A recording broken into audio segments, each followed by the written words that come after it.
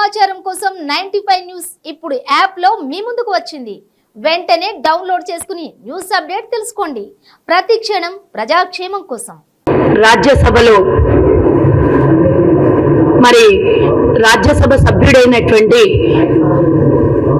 ఎన్నుకోబడినటువంటి parliament లో కూర్చున్నటువంటి మన పక్క రాష్ట్రం ఎంపీ అయినటువంటి విజయసాయి రెడ్డి గురించి మాట్లాడుకుందాం. మనము తెలంగాణలో వాళ్ళ పాత్ర ఎంతో నాకు తెలియదు. వాళ్ళు కేంద్రంలో ఎలాంటి రోల్ లేదు.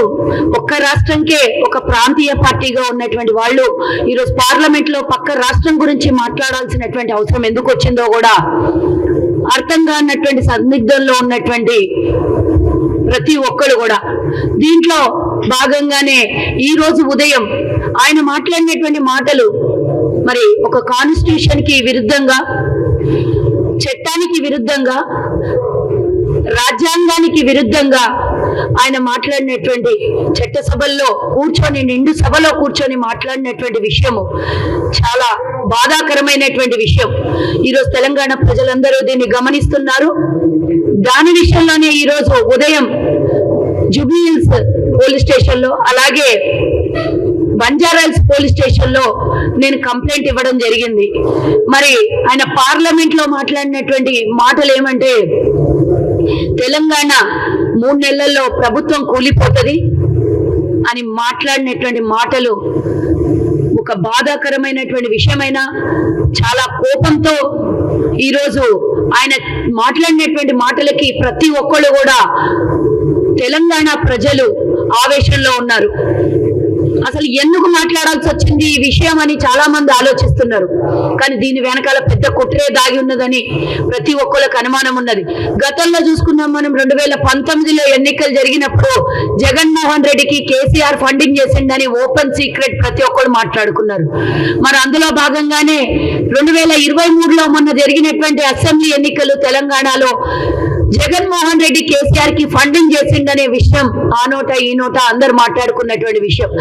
వీళ్ళిద్దరికీ ఆర్థిక సంబంధాలు, రాజకీయ సంబంధాలు ఈ విధంగా ఉండడం వల్లనే ఈ రోజు విజయసాయి రెడ్డి పార్లమెంట్ లో తనకు సంబంధం లేని విషయమైనా సరే చర్చించాడు, మాట్లాడాడు అని అంటే చాలా శోచనీయం. దీన్ని చూస్తూ ఉన్నటువంటి పార్లమెంట్ స్పీకర్ అయినా సరే, పార్లమెంట్ కేంద్రంలో ఉన్నటువంటి అధికార పార్టీ బీజేపీ పార్టీ అయినా సరే, గతంలో మనం రాహుల్ గాంధీ గారిని అమానుషంగా సస్పెండ్ చేయడం చూసిండ్రు. అకారణంగా వారి నివాసాన్ని కూడా ఖాళీ చేయడం మనం చూసాం. ఏ కారణం లేకుండా రాహుల్ గాంధీ గారిని సస్పెండ్ చేసినప్పుడు ఈరోజు చట్టానికి విరుద్ధంగా, రాజ్యాంగానికి విరుద్ధంగా ఒక ప్రభుత్వం కూలిపోతుంది అని మాట్లాడినటువంటి సాయి రెడ్డిని ఎందుకు నిన్న పార్లమెంట్ లో సస్పెండ్ చేయలేదు, ఆయన మీద కేసు నమోదు చేయలేదు, వారి పార్టీ మీద ఎందుకు కేసులు పెట్టలేదు పార్లమెంటు అనేది క్వశ్చన్ రేస్ అవుతుంది.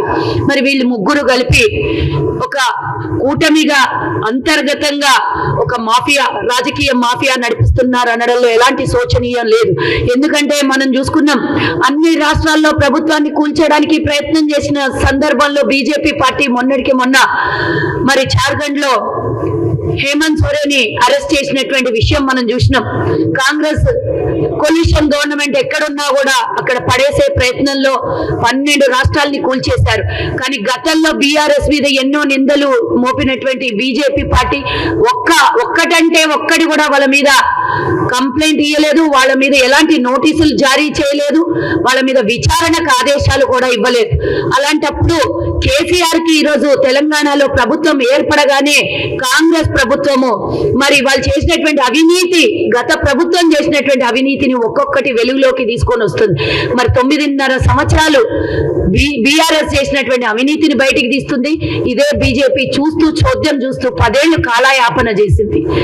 ఇలాంటి సమయంలో ఈరోజు వాళ్ళకి సపోర్ట్ చెయ్యరు అని ఎందుకు అనుకోవాలి? డెఫినెట్ గా వాళ్ళు 12 రాష్ట్రాలని కూల్చేటప్పుడు ఆ డిఎన్ఏ వీళ్ళ లోపల జర్రింటది, ఆ అంటువ్యాధి వీళ్ళకు కూడా అంటించి ఉంటారు. కాబట్టి ఇంత పెద్ద సాహసం చేసి విజయసాయి రెడ్డి పార్లమెంట్ లో మాట్లాడాడు అని అంటే, ఈ రోజు తెలంగాణలో పూర్తి మెజార్టీతో కాంగ్రెస్ ప్రభుత్వం ఏర్పడినా కూడా మాటికి గెలిచిన వారం రోజులు కూడా కాకముందే ఇటు బీజేపీ పార్టీ అటు బీఆర్ఎస్ పార్టీ ప్రతిరోజు కొద్ది రోజుల్లో ప్రభుత్వం పడిపోతుందని ఎన్నోసార్లు తెలంగాణ ప్రజలు ఇచ్చినటువంటి మ్యాండేట్ ని అవమానించి అవమానకరంగా మాట్లాడారు. మరి మీరు గతంలో 2014లో 62 సీట్లు వస్తే ఎవరు కూడా మీరు కూలిపోతుంది ప్రభుత్వం పడిపోతుందని గతంలో మేము ప్రతిపక్షంలో ఉంటే ఎన్నడూ కూడా అల్లేదు. ప్రతిపక్ష హోదా మమ్మల్ని ప్రజలు కల్పించారు, కూర్చొని మేము ప్రశ్నిస్తాం, మేము చర్చలు చేస్తామన్నాను తప్పించి ప్రభుత్వాన్ని పడగొడతామని ఎన్నడూ కూడా మాట్లాడలేదు. మరి వారికన్నా 3 సీట్లు అదనంగా వచ్చినటువంటి కాంగ్రెస్ ప్రభుత్వాన్ని పాడేస్తాం పడిపోతుంది అని మాటలు మాట్లాడుతుంటే 2 నెలలు కూడా కాకముందే మరి ప్రతిపక్షంలో కూర్చున్న వాళ్ళకి ఎందుకు ఇంత ప్రెస్టేషన్ అంటే అధికార దాహం, వారు దాచుకున్నది దోచుకున్నది అంతా మళ్ళీ ప్రభుత్వం ఏర్పడితే పూర్తిగా నియంత పాలన చేయాలి, పక్క రాష్ట్రం సోదరుడికి జగన్మోహన్ రెడ్డికి వచ్చే ఎన్నికల్లో ఆయనకు సహకరించాలి అని కేసీఆర్ కుట్ర తప్పించి ఇంకొకటి కాదు అనడం లోపల ఈ రోజు విజయసాయి రెడ్డి మాట్లాడిన మాటలకు అర్థాలు ఉన్నాయని, మరి ఇలాంటి మాట్లాడినటువంటి విజయసాయి రెడ్డికి ఇమీడియట్ గా ఎఫ్ఐఆర్ బుక్ చేయమని మేము కంప్లైంట్ ఇచ్చాం. ఆ కంప్లైంట్ మరి వాళ్ళు సాధారణంగా మమ్మల్ని గౌరవించి కంప్లైంట్ తీసుకోవడం జరిగింది 2 పోలీస్ స్టేషన్లలో. మరి ఈ రోజు నేను ఈ కంప్లైంట్ ఇచ్చాను. ఉదయమే ఎలా మాట్లాడతారు, అనుచితమైనటువంటి మాటలు, ప్రభుత్వాన్ని కూల్చేసే మాటలు, మరి ఇదొక సిండికేట్ లాగా తయారయ్యి తెలంగాణ ప్రభుత్వాన్ని కూల్చేస్తారనే మాట మాట్లాడడం రాజ్యాంగబద్ధంగా చాలా తప్పు, ఇది ప్రమాదకరం కూడా అని మేము కంప్లైంట్ చేయడం జరిగింది. ఎఫ్ఐఆర్ ఫైల్ చేయమన్నాము. ఆ తర్వాత మరి వీళ్ళు గతంలో ఫండింగ్ చేసుకున్నటువంటి వీళ్ళు ఇప్పుడు ఈ ప్రభుత్వాన్ని కూల్చే పన్నాగంలో వీళ్ళిద్దరి మధ్యలో ఏ లావాదేవీలు కుదిరినాయో కోట్ల రూపాయలు, 100 కోట్లు, 1000 కోట్లు, మరి మాకు అనుమానంగా ఉంది. ఇంత పెద్ద కుట్ర పడ్డారు అంటే దీని వెనకాల ఆర్థిక లావాదేవీలు ఉంటాయనేది ఖచ్చితంగా మాకు ఉన్నటువంటి అనుమానాలు. కాబట్టి మేము ఎఫ్ఐఆర్ బుక్ అవ్వగానే మేము పార్టీ మొత్తం అందరము మరి రేపు పొద్దున దీని మీద సిబిఐ ఎంక్వైరీ వెయ్యాలని మేము అక్కడ కంప్లైంట్ కూడా చేయబోతున్నాము. ఆ తర్వాత ఈడీకి కూడా ఈ కేసుని మేము డెఫినెట్ గా అక్కడ కంప్లైంట్ చేస్తామని కూడా తెలియజేస్తున్నా. తెలంగాణ ప్రజలు ఇచ్చినటువంటి ఈ మ్యాండేట్ ని ఎవరు కూల్చే ప్రయత్నం చెయ్యలేరు. ఇది పటిష్టంగా తెలంగాణ ప్రజల ఆత్మగౌరవం, ప్రజాపాలన, ప్రజల కోసం ఏర్పడినటువంటి ప్రభుత్వం కాంగ్రెస్ ప్రభుత్వం. అన్ని పథకాల్ని ప్రజల వద్దకు చేరవేస్తున్నటువంటి ప్రభుత్వం. కాబట్టి ఈ ప్రభుత్వాన్ని కనీసం ముట్టాలి అంటే కూడా భయపడే రోజులు రావాలి. ఇలాంటి మాటలు మాట్లాడిన వాళ్ళకు అంటే ఇమీడియట్ గా వీళ్ళ మీద యాక్షన్ తీసుకోవాలి. విజయసాయి రెడ్డిని అరెస్ట్ చేయాలి. దీని వెనకాల ఉన్నటువంటి కుట్రని బయటికి తీయాలి.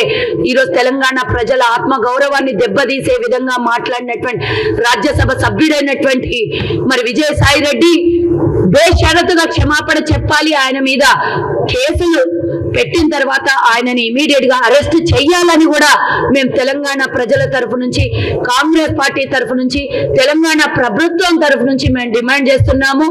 ఇలా ఒక్కళ్ళు తప్పు చేసినటువంటి వ్యక్తులకు శిక్షలు పడితే మళ్ళా ఇంకెవ్వరూ కూడా సాహసం చెయ్యరు అనే దాని మీద మేము ఈరోజు కాంగ్రెస్ పార్టీ కేసు పెట్టడం జరిగింది. కాబట్టి మాకు నమ్మకం ఉంది. పోలీస్ స్టేషన్లు అంటే మాకు నిజమైన వాస్తవాల మీద నమ్మకం ఉంది కాబట్టి మేము పోలీసులను నమ్మాము, కంప్లైంట్ చేశాము. అది కూడా పార్లమెంట్ లో ఉన్నటువంటి చట్టం సపరేట్ గా ఉంటది. అక్కడ కూడా పోలీసులు ఉంటారు కాబట్టి వీళ్ళు ఇక్కడి నుంచి అక్కడ ఇన్స్ట్రక్షన్స్ ఇమీడియట్ గా పంపించాలి పార్లమెంట్ కి. అక్కడ పార్లమెంట్ లో కూడా వీళ్ళ మీద యాక్షన్ తీసుకొని సస్పెండ్ చేసి అరెస్ట్ చేయాలని మేము డిమాండ్ చేస్తున్నాము. ఈ మెసేజ్ ని మీడియా సోదరులారా దయచేసి తెలంగాణ ప్రజలకు అందరికీ చేరవేయాలి. ఎందుకంటే వాళ్ళు ఇచ్చిన తీర్పు ఈ రోజు ప్రభుత్వం తెలంగాణలో ఉన్నటువంటి కాంగ్రెస్ ప్రభుత్వం.